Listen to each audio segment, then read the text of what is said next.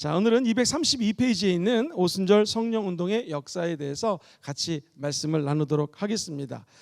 우리 사랑하는 성도님들, 우리 교회는 순복음 교회입니다. 그리고 오순절 교회라고 이야기를 하죠. 이 오순절이라고 하는 것은요, 원래 50일을 의미합니다. 그래서 구약에서는요, 펜테코스트라고 하는 단어가 있는데요, 이 단어는 이제 50일째 되는 날, 어디로부터 50일째냐면 예수님이 좌우 문설주와 임방의 피를 바른 곳에는 죽음에서 넘어가고, 그야말로 패스오버, 넘어갔다는, 유월했다는 말이죠. 이 유월절이 지나고 난 다음에 50일이 되는 날을 오순절이라고 그래요. 곡식을 추수하기 때문에 칠칠절이라고 표현을 하기도 하고요. 예수 그리스도 때문에 우리가 자유케 됐죠. 구약에서는 그 좌우 문설주에 바른 피 때문에 아무런 어둠의 역사가 없었던 것을 찬양하는, 다시 말해서 출애굽하는 것을 찬양하는 날이 오순절입니다. 자, 그렇다면 신약성경에서는 이 오순절이 어떻게 유래가 되었을까요? 신약성경에서는 우리가 예수 그리스도가 사도행전 1장에서 승천하면서 이런 말씀을 하시죠. 너희들은 예루살렘을 떠나지 말고 아버지 약속하신 것을 기다리라. 이 주님이 언제 오십니까? 그날과 그 시는 아버지에게 달렸으니 너희는 이곳에 모여서 아버지 약속하신 것을 놓고 기도하라. 하나님 아버지 약속한 것이 무엇입니까? 성령님이시죠. 예수님이 십자가에서 죽고 40일 동안 게바 베드로와 제자들에게 나타나셨습니다. 그리고 예수님께서 사도행전 1장에 승천을 하시고 난 다음에 승천하는 장면을요 500명이 봤거든요. 500명. 근데 실제로 이 500명 중에서 몇 사람만 모여가지고 마가의 다락방에서 기도했습니까? 120명이죠. 그러니까 지금도 설교를 들으면은요, 한 120명 정도가 하나님 말씀에 순종해가지고 500명이 들었다 가정하면은 말씀대로 사는 것 같아요. 380명은 아마 기도하다 어디 갔는지도 모르고 그 자리에 없었을 수도 있습니다. 어쨌든 120명이 마가다락방에서 기도하는데 그때 성령이 임했어요. 자, 하루, 이틀, 사흘, 나흘 아무런 하나님이 약속하신 것이 임하지 않습니다. 언제 임했을까요? 정확하게 10일이 되었을 때, 열흘 동안 기도할 때 임했습니다. 그래서 이걸 합치면 50이라는 숫자가 나오죠. 그래서 오순절날이 이름에 많은 사람들이 동서사방에서 모였고, 그들이 합심해서 기도하자 불의 혀같이 갈라지는 것이 각 사람에게 임했고요, 성령의 바람이 휘몰아치게 되었고요, 내재됐던 아픔과 상처들이 떠나가게 되었고요, 기쁨이 충만하게 됩니다. 그리고 모든 사람들이 방언을 받았습니다. 이 방언이 첫 번째 표적으로 등장한 것이 사도행전 2장 1절에서 4절까지 말씀입니다.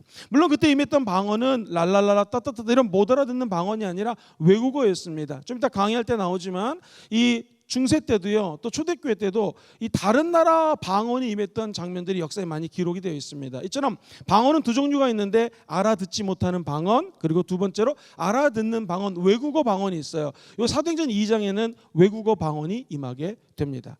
자, 오직은 신약성경에서는요, 요 약속했던 성령님이 50일째 십자가의 사건 이후로 40일 더하기 10일 50일째 임하게 되었다 해서 오순절이라고 하고요, 우리 교단은 펜타코스탈 데노미네이션, 오순절 교단이라고 얘기를 합니다. 왜? 이 성령 충만한 사건으로 한번 따라해 볼까요? 교회가 시작됐습니다. 교회의 역사는 요날, 교회가 탄생한 날입니다. 오순절 날로부터 교회가 시작되었기 때문에 우리 오순절 교단은 성령의 임재 가운데 교회가 성립되고 하나님의 은혜 가운데 펼쳐지게 될 것을 믿는 것이죠. 그러니까 사도행전 1장 8절에 보면은 그날과 그 시 아버지의 기하는 모든 것들은 아버지가 관할을 하니 너희들이 오직 성령이 임하시면, 8절에서 뭐라고 그래요? 너희가 권능을 받고 예루살렘과 사마리아와 땅끝까지 이르러 뭐가 돼요? 증인이 된다. 권능은 파워라고 그러고요, 헬라어는 두나미스라고 하는 단어를 쓰는데요, 성령이 임하자 정말로 파워, 두나미스가 임하게 됐고, 예루살렘과, 앞글자만 뗄게요, 유다와 사마리아와 땅 끝까지 이르러 증인됩니다. 자, 그렇다면 목사님, 우리 오순절 교단은 뭐 어떻게 정의를 할 수 있겠습니까? 제가 내리는 정의는 그렇습니다. 성령이 임하면 우리에게 파워, 능력이 생깁니다. 이 권능 받아서 뭐 할 것인가? 예루살렘과 유다, 사마리아 땅 끝까지 이르러 증인되는 것. 증인은 영어로 witness라고 그랬죠. 이거는 헬라어 마티어란 단어에서 연관이 되었고, 이게 순교자랑 단어랑 의미가 똑같습니다. 그러니까 정말 권능을 받으면 순교할 각오로 예수를 전하는 거거든요. 그러면은 성령 운동을 하는 오순절 교단은 무엇인가? 한번 따라볼까요? 성령님께 순종하여.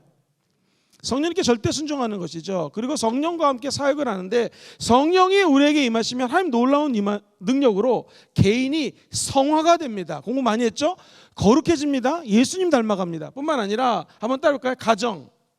가정이 하나님의 영광 가운데 몸된 성전이 되고 가정에 하나님 놀라운 축복이 임하게 되어 있습니다. 우리 순복음 금종교뿐만 아니라 순복음 교단에서 처음 예수 믿고 가정 구원되는 사건들 아마 간증으로 펼치면 수만 가지 간증, 아니 수억 개가 나올 것입니다. 이처럼 자기가 있는 자리에서 한 구석에서 불을 밝히게 되고요, 환하게 촛불처럼 밝히게 되면 그것이 옆으로 거룩하게 전염이 됩니다.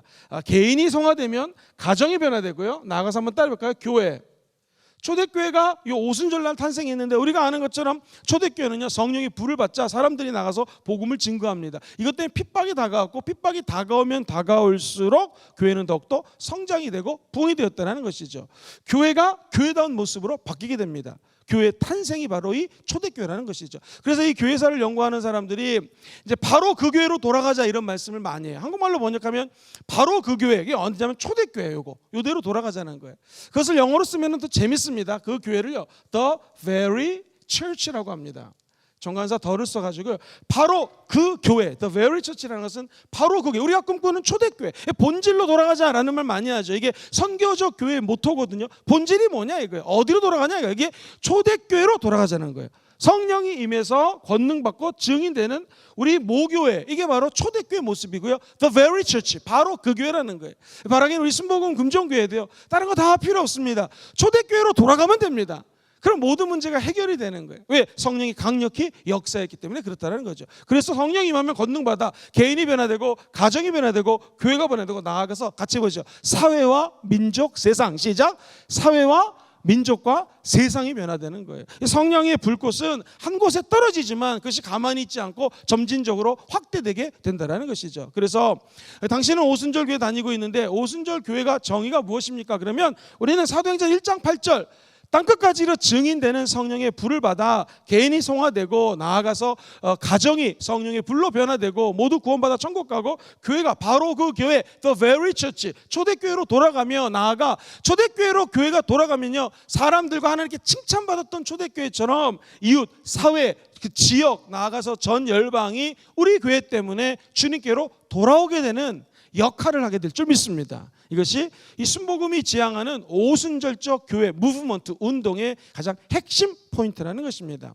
그렇다면은 순복음 교회 또는 이 펜타코스탈 처치, 오순절적 교회에는 몇 가지 특별히 다른 교회랑 차별되는 특징들이 있습니다. 6가지인데요. 첫 번째, 이 오순절 운동 자체가 말씀 중심으로 시작이 되었습니다.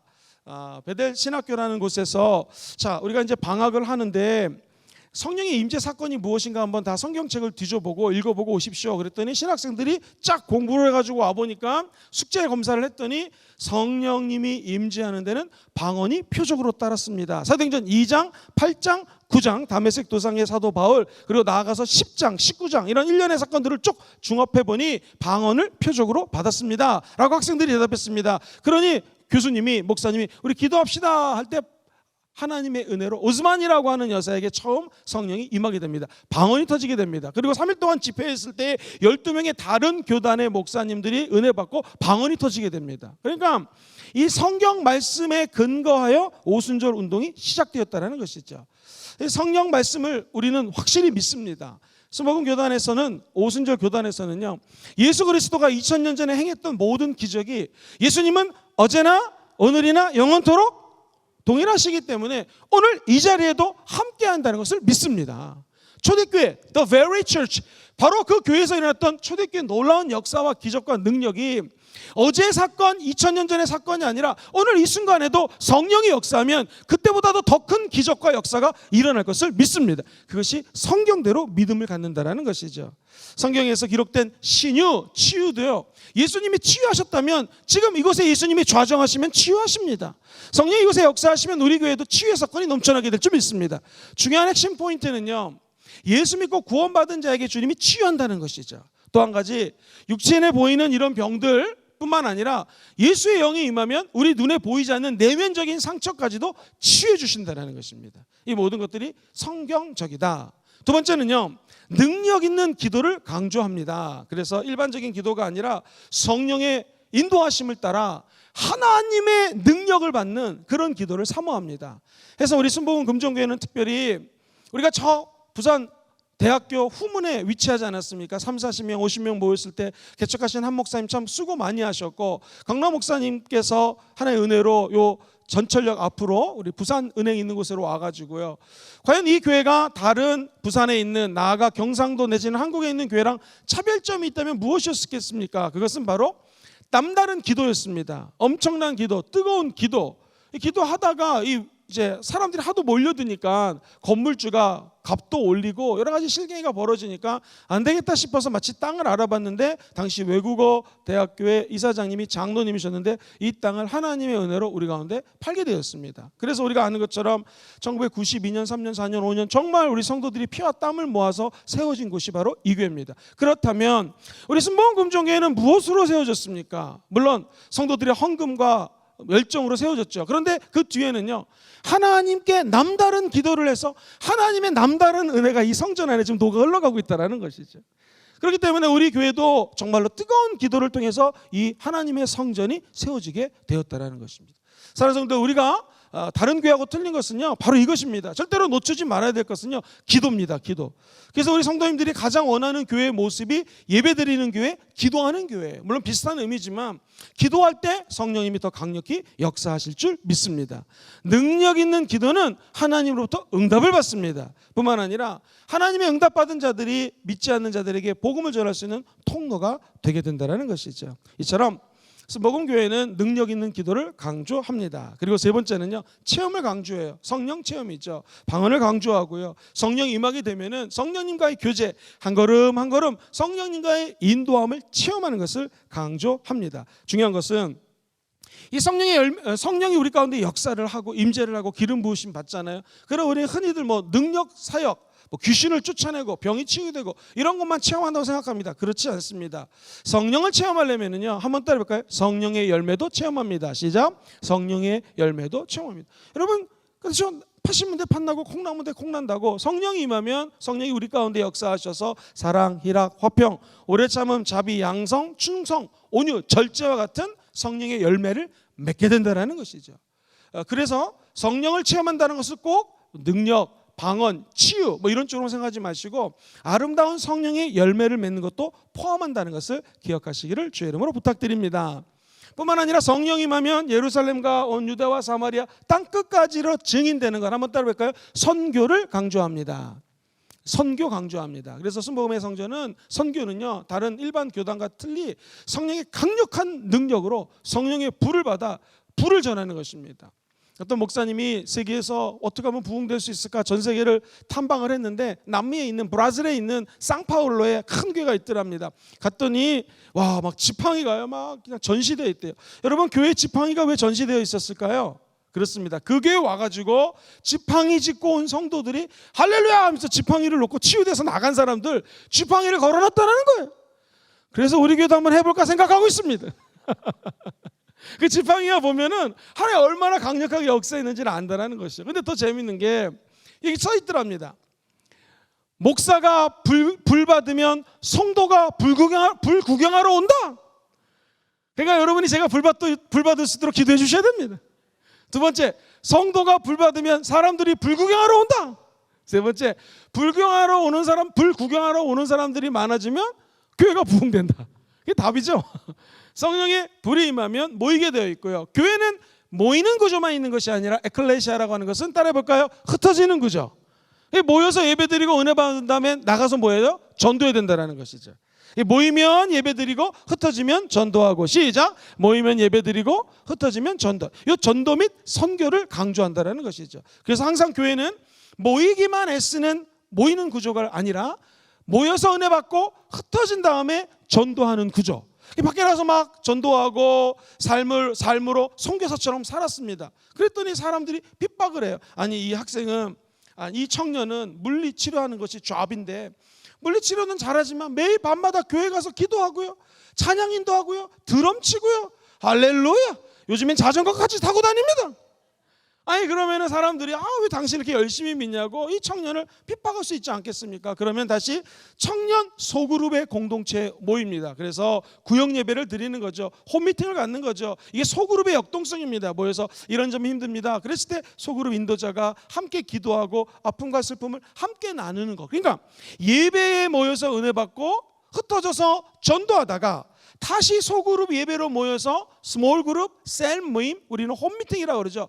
소그룹 예배에서 은혜 받고 또 나가서 전도하다가 힘들고 어려울 때 수요 예배로 모이고 또 전도하다가 금요철화로 모이고 삶으로 나누다가 주일 예배 모이고, 이게 우리 크리스찬의 원래 초대교회의 삶의 성도의 모습이었다는 것입니다. 그러니까 선교적 삶을 산다, 선교 중심으로 산다라는 것은요 결국 이겁니다. 예배로 모여 은혜 받고 전도하고 또 모여서 은혜 받고, 이것이 계속해서 삶의 선순환이 일어나게 되면 우리도 전도적 삶을 살아갈 수가 있습니다. 핵심 포인트는 이것이 지역을 넘어 땅 끝까지 이르는 성령의 권세로 가능하다라는 것이죠. 저와 우리 순복음 중에 모든 성도들이 삶에서 선교적 삶을 사시고 나아가 땅 끝까지 증인되는 기적이 일어났으면 참 좋겠습니다.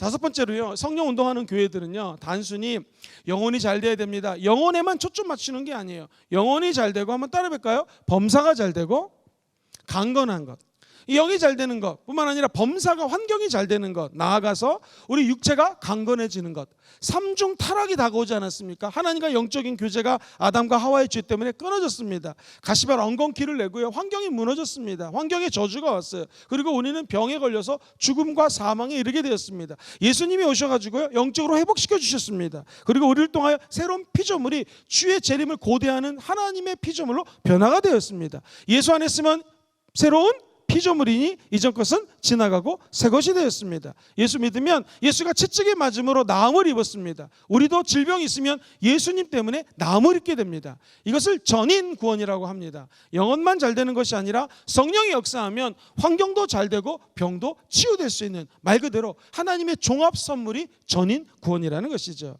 그러므로 오순절주의자들은요 영혼도 잘 되고 모든 것들이 하나님의 은혜 가운데 합력하여 선을 이룬다는 전인 구원을 지향합니다. 마지막 여섯 번째, 영적 전쟁에서 승리하게 된다. 같이 읽어보죠. 시작. 영적 전쟁에서 승리하게 한다. 에베소에 보면은 에베소 전체 흐름이 뭐냐면 교회론입니다. 교회는 이런 것입니다라고 사도 바울이 에베소에 편지를 쓰다가 6장에 가면 갑자기 문체가 바뀌어요. 종말로 내가 너에게 권고하노니 우리의 씨름은 혈과 육에 대한 것이 아니라 정사와 권세와 이 어둠의 세상 주관자들과 하늘에 있는 악한 영들과의 싸움이다. 그러므로 너희는 서서 전신갑주를 입어라. 그러면서 쭉 13절 이하에 구원의 투구, 의의 형배, 진리의 르때, 복음의 신발, 그리고 성령의 검, 하나님의 검. 하나님의 검이 뭐예요? 성령의 검인데 곧 하나님의 말씀이라는 거죠. 그래서 전신갑주를 입고 영적 전쟁을 할 때 승리한다라는 메시지가 적혀져 있습니다. 그러니까 교회에 영적 전쟁이 있다 없다? 있다라는 거예요. 예수 믿고 구원받으면 영적 전쟁이 있다 없다? 있다라는 거예요. 있을 때 우리가 이걸 어떻게 승리할 수 있을 것인가? 그것은 성령의 검, 시작! 곧 뭐예요?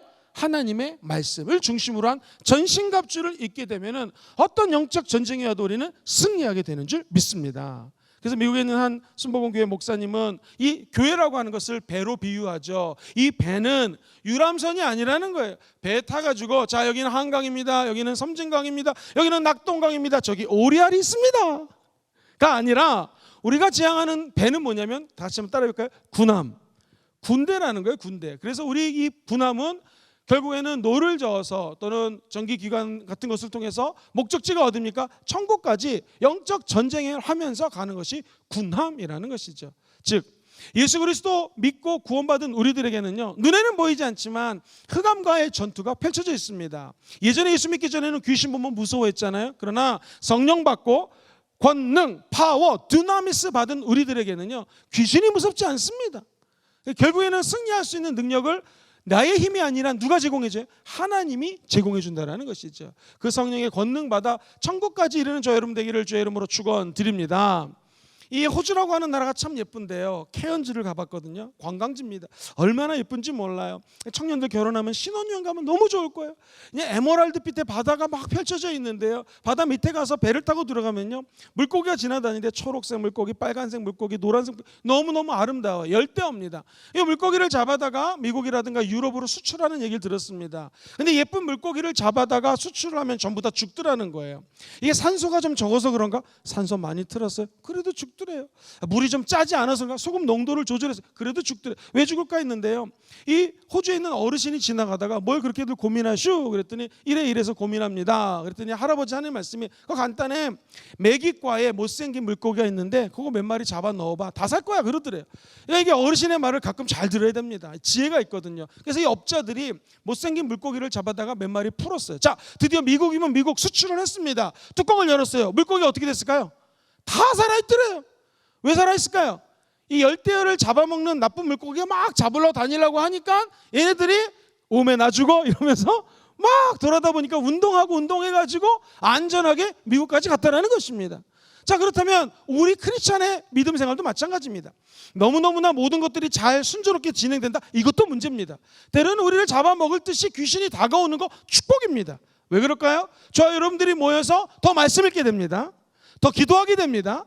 더 성령을 체험할 줄 믿습니다.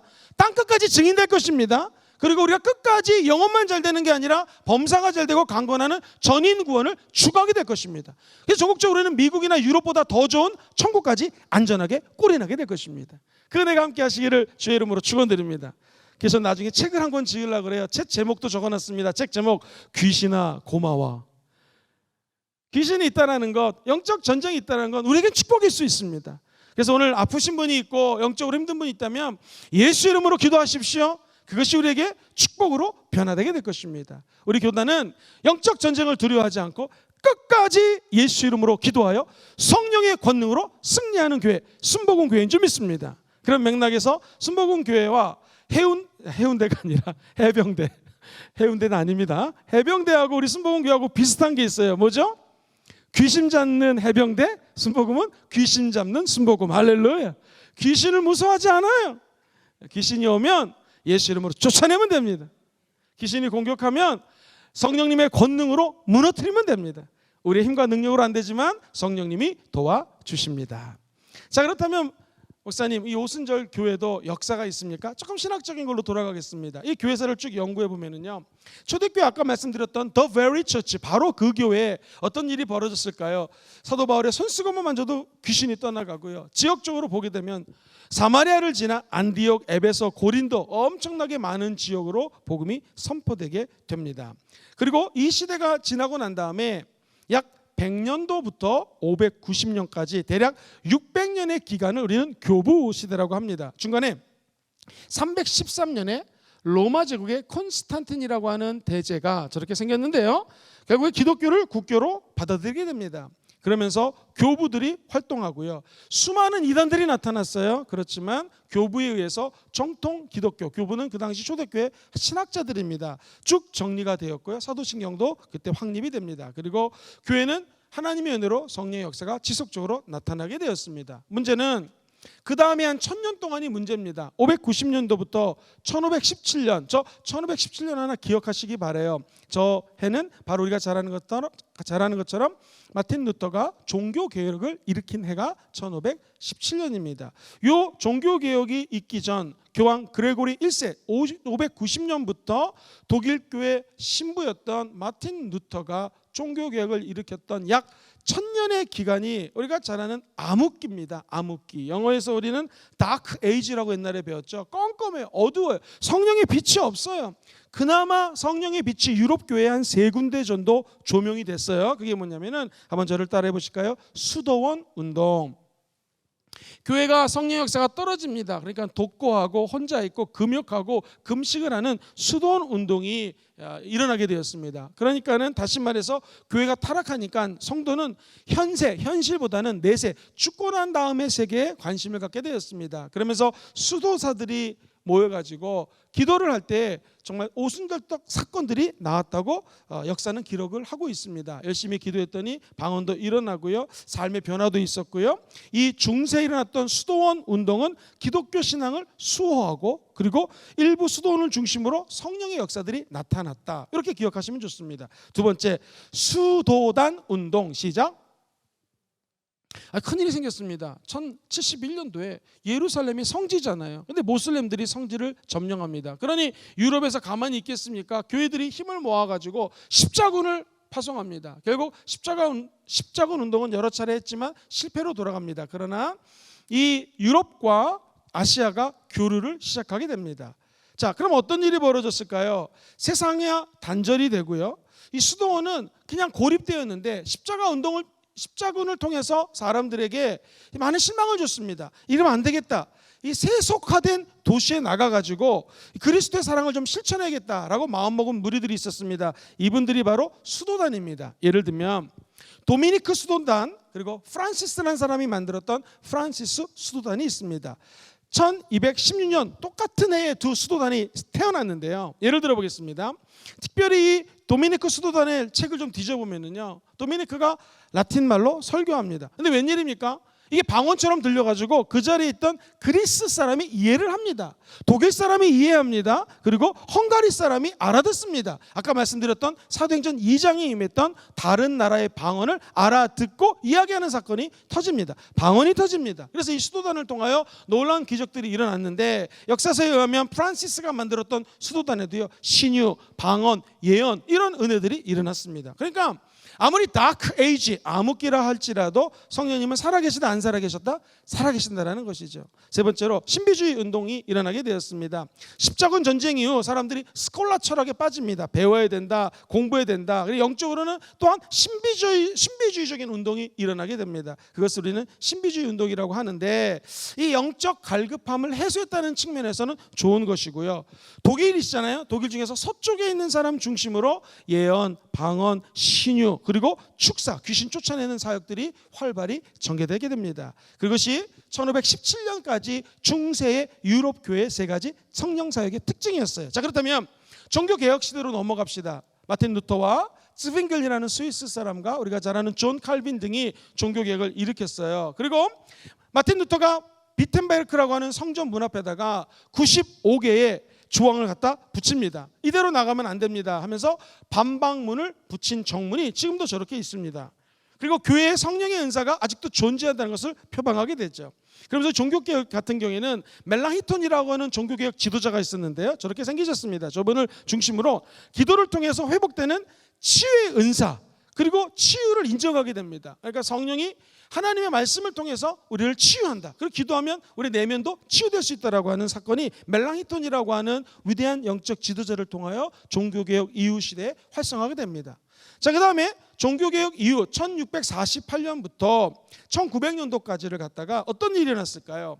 예를 들면 프랑스로 같이 한번 여행을 떠나가 보겠습니다. 프랑스에 가면은 위그노라고 들어보셨죠? 이 개신교 프로테스탄트가 구교, 그러니까 캐톨릭과 이렇게 분리가 되었습니다. 근데 이 사람들이 위그노라고 하는 이름 자체가 조금 안 좋은 의미예요. 밤의 유령이 뭡니까? 저렇게 핍박을 하니까 이 위그노 성도들이 밤에만 모여가지고 예배를 드려서 이들의 이름 자체가 밤의 유령이라는 뜻이에요. 즉 밤마다 구교의 핍박을 피해가지고 모여서 예배를 드렸습니다. 그랬을 때 프랑스 사람들이 밤에 모여서 몰래 예배 드렸는데 엄청난 성령의 역사가 일어났습니다. 방언 통역, 신유, 영분별, 예언, 엄청난 은혜들이 일어나게 되었습니다. 그리고 이 구교에 속한 사람들이 아니라 위그노파와 성령언어하는 이런 사람들을 젠센파라고 부르게 되었습니다. 자, 이제 저와 여러분들과 함께 독일로 여행을 가보겠습니다. 독일도 이 시기에 모라비안 교도라고 하는 하나님의 사람들이 불일 듯 일어나게 됩니다. 젠젠돌프 백작이라고 하는 사람인데요, 저분이 독일 경건주의 운동의 부흥을 이끌었던 분입니다. 모라비안 교도를 이끌게 되죠. 유명한 사건이 있습니다. 옥스퍼드 대학교는 영국에서 아니 세계에서 최고로 유명한 대학이었습니다. 당시 존 웨슬리라는 분이 18세기 태어났어요. 1703년에 태어나서 오래 살았습니다. 1791년도에 천국 가셨는데 존 웨슬리 목사님이 옥스퍼드 대학교에서 성령운동하고 홀리클럽 만들어서 열심히 기도했던 하나님의 사람이었어요. 믿음이 그렇게 좋으니 영국에서 미국으로 선교 사역 갔습니다. 자, 질문 드리겠습니다. 공부 많이 한 존 웨슬리, 기도 많이 한 웨슬리, 미국 선교 성공했다, 실패했다? 정답, 실패했습니다. 그래서 배를 타고 다시 영국으로 돌아오는데 갑자기 비바람이 몰아칩니다. 태풍이 쏟아지고 난리가 났습니다. 그런데 선교사 마음속에 믿음 있고 기도 많이 한 사람이었는데 나 죽는 거 아니야? 겁이 다가왔습니다. 무서웠어요. 근데 저쪽에 있는 몇 사람들이 모여가지고 박수치면서 내게 강 같은 평화 막 찬양하면서 찬송가 부르는 거예요. 물어봤습니다. 당신들은 안 무서워요? 무섭게 왜 무섭습니까? 죽으면 천국 가는데 할렐루야 하면 이 사람들 막 박수치면서 찬양을 하는 거예요. 도대체 당신은 누굽니까? 젠덴도르프 백작이 이끄는 모라비안 교도라고 얘기합니다. 그래서 올더스케이트라는 곳에 이 나중에 존 웨슬리가 찾아갑니다. 그리고 거기서 우리가 얘기하는 성령 운동을 체험하게 됩니다. 독일의 젠덴도르프 백작을 중심으로 모였던 모라비안 교도의 예배에 갔다가 이 존 웨슬리가 성스럽게 되는 과정을 체험하게 됩니다. 그래서 감리교가 태어났는데요. 이 감리교는요, 칼빈주의, 종교개혁을 주창했던 개혁주의적 관점의 사람들하고 존 웨슬리의 신학적인 관점이 노선이 좀 틀립니다. 결이 틀려요. 결이 뭐냐면은 이 캐톨릭을 지나서 종교개혁이 일어났을 때, 즉 존 칼빈은요, 소위 말해서 구원을 예정론이라고 그랬어요. 하나님이 예정을 하면 누구나 다 구원받는다. 예를 들어 보겠습니다. 어떤 사람이 은혜 받고 구원받았어요. 할렐루야, 구원받았다. 맨날 술 먹고 담배 피고 때리고 나쁜 짓이나 나쁜 짓 다 돌아다닙니다. 자, 이 사람 구원받아 천국 가겠습니까? 헷갈리거든요. 그래서 이 알미니안주의들이 나왔는데 알미니안주의자들은요, 칼빈주의자가 좀 틀립니다. 알미니안주의는 뭐냐면 하나님이 예정한 거 맞다. 그런데 인간의, 같이 해볼까요? 인간의 회심, 우리가 마음을 샥 돌이켜가지고 주님을 영접하고 주님과 살라고 애쓰고 노력을 해야지 천국에 이를 수 있고 구원에서 자라날 수 있다는 관점이 알미니안주의라고 그래, 신학적으로. 이게 이 메소디스트, 감리교를 중심으로 뿌리를 내린 신학이라면 장로교 중심으로 칼비니즘이라는 신학이 뿌리를 냅니다. 쉽게 얘기하면요, 이것도 맞고 이것도 맞아요. 하나님 편에서 볼 때는요, 우리 인간들은 구원받았다면 예정이에요. 예정. 하나님이 예정하면 그거 누가 뒤집겠습니까? 근데 뿐만 아니라 우리 인간적인 면에서는요, 최선을 다해서 구원에 이를수록 노력해야죠. 이렇게 우리가 주일날 저녁에 와서 말씀 공부하고 기도하는 거, 이거 하나님의 은혜인 줄 믿습니다. 왜? 구원에 이르는 하나의 관계된, 연관된 행위들이라는 것이죠.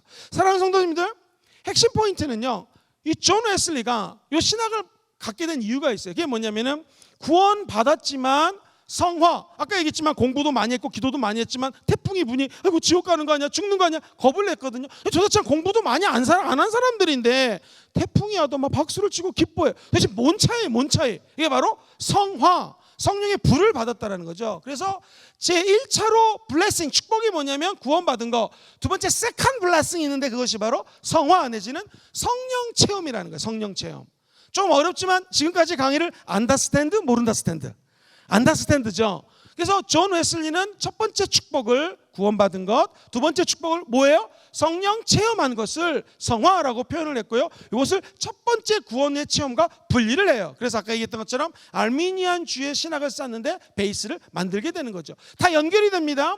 독일의 모라비안 교도들, 젠젠돌프라고 하는 백작을 중심으로 예배드렸고 영국에 영향력을 끼쳤고요. 존 웨슬리가 성령을 체험하고 난 다음에 삶이 샥 바뀌게 되었고요. 이 오순절 역사를 갖다가 올더게이트라는 곳에서 은혜를 받고 난 다음에 영국의 어빙파가 또 이 운동을 이어받게 됩니다. 영국의 어빙파는요, 영국에 에드워드 어빙이라는 사람이 있었는데 이분이 1792년도 태어나서 1834년에 죽습니다. 그렇게 많이 살지는 않았는데 초대교회 사도들이 행했던 성령의 역사가 다시 일어나야 된다라고 성령 운동을 계승하게 됩니다. 그리고 이 운동은 나중에 성령 운동의 볼모지였던 영국에 큰 영향력을 미치게 되는 것이죠.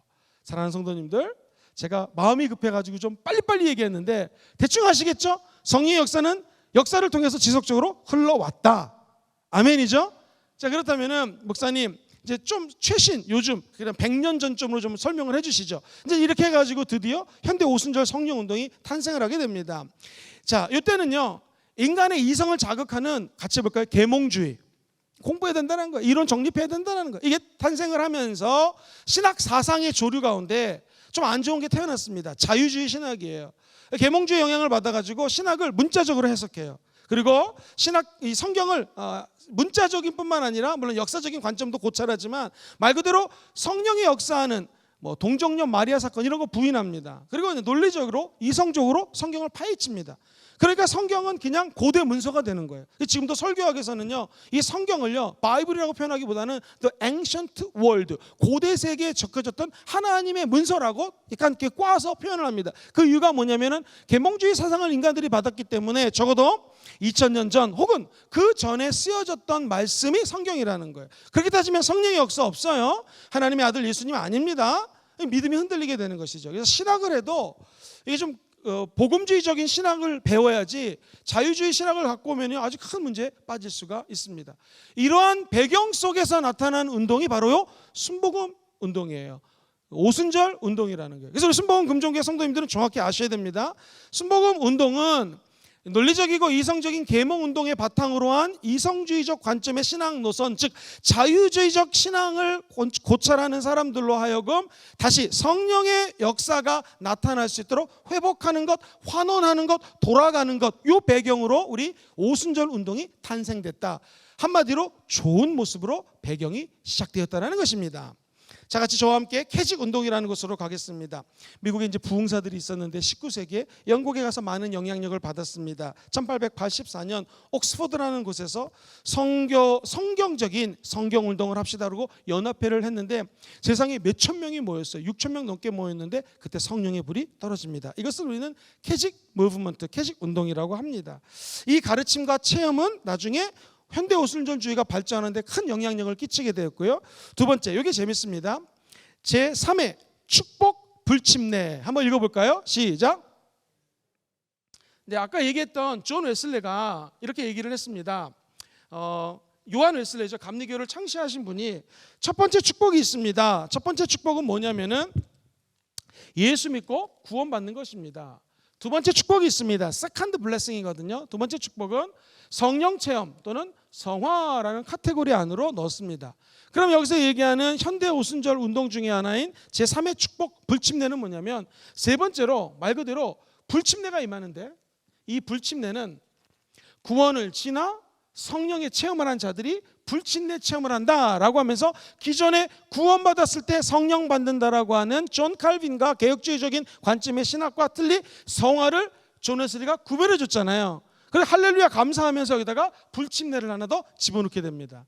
그래서 핵심 포인트는요, 성령님은 신학적인 카테고리 안에 계시는 분이 아니라 언제 어느 뜻이 불같이 바람같이 생수와 같이 마음껏 역사하신다라는 것입니다. 성령 침례가 중생과 구원받는 것, 성화되는 것 다음으로 오기 때문에 세 번째 축복 불침례 체험이라고 아예 제목을 잡게 되었습니다. 그러고 난 다음에 우리가 잘 아는 영국의 웨일즈 부흥운동이라는데요, 놀라운 것은 1904년이에요. 우리나라 1907년 장대영교회 부흥이 일어났잖아요. 이게 참 동시다발적으로 전 세계에서 일어난 부흥운동입니다. 이 오순절주의자들의 기초를 베이스를 만드는데 큰 역할을 해요. 영국의 미국 아주사 거리의 부흥운동과도 연결이 되고요. 무엇보다도 틀에 박힌 종교적인 형식을 깨버립니다. 무엇보다 중요한 것은 성령의 임재다, 예수님의 임재다. 그래서 사람들을 영적인 새로운 세계로 인도하게 됩니다. 지금으로부터 약 105년 전, 그 정도죠. 110년 전 됩니다. 그러니까 예배를 드릴 때 설교, 찬양, 기도, 헌금, 광고 이런 게 자연스러워요. 딱딱하지가 않아요. 사람들이 은혜 받기 시작합니다. 중요한 것은 성령을 받자 이들의 삶이 변화돼요. 웨일즈 지역에 술집이 문을 닫습니다. 방황하던 청소년들이 주께로 돌이킵니다. 그래서요, 장대원 교회에서도 성령의 불이 임했을 때에는요, 우리가 잘 알고 있는 길선수 목사님이 회개했잖아요. 내가 친구가 돈을 좀 잘 하라고 그랬는데 좀 착복했습니다. 회개합니다. 성령의 불은 회개할 때 임합니다. 회개하고 나면 중요한 게 뭐냐면 장대원 교회 근처에 있는 술 먹는 사람들이 다 술을 끊습니다. 술집이 문 닫아요. 한 도시가 거룩한데요, 홀리시티, 성시화가 돼버립니다. 여러분, 이 LA에 있는 아주사 거리에서도 성령의 불이 임하게 되는데요, 마찬가지였습니다. 성령의 불이 받자 단순히 지금 저 거리인데요, 그냥 불 받고 방언으로 끝나는 게 아니에요. 삶이 변화되고요, 그야말로 선교적인 삶을 살아가게 됩니다. 좀 우리식으로 표현하면 성령의 불 받은 자들이 성령의 열매까지 맺게 된다는 것이죠. 저는 꿈을 꿉니다. 우리 순복음 금정교회가 성령의 불을 받을지어다. 그리고 성령의 불을 받아 성령의 열매까지, 선교적인 삶까지 지향되기를 주의 이름으로 축원드립니다. 이게 진정한 부흥이에요. 부흥은 단순히 방언한다, 성령 체험한다, 아유 좋죠. 사람들이 몰려든다, 아유 좋죠. 이게 부흥이 아닙니다. 진짜 부흥은 우리가 변하는 거예요. 성령이 우리를 지배하는 거예요. 인간의 힘으로 끊을 수 없는 게 끊어지는 것입니다. 그때 우리는 진짜 진정한 부흥을 체험하게 될 줄 믿습니다. 그래서 이 웨일즈 부흥이 막 찬양을 뜨겁게 기도하고 찬양을 오래 하고 성령 운동을 일으키는데 불을 지피게 됩니다. 그 다음에 드디어 토페카 부흥 운동 들어보셨을 거예요. 캔사스주에 토페카라는 지역이 있습니다. 자, 저 지역인데요. 저기서 파람 목사님이 오순절 운동의 아버지라 불리거든요. 저렇게 생기셨습니다. 왜 그래요? 아버지라고 그러냐면은 방언이 성령 침례의 증거다라고 처음에 얘기를 합니다. 그래서 이 토페카 부흥 운동을 처음 시작한 분이 아까 파람 목사님이에요. 때는 1900년이었습니다. 그날 가을 학기 종강을 하는데, 자, 사도행전에서 성령이 역사한 장면을 조사해봐라. 신학생에게 숙제를 냈다고 그랬죠. 전부 방언.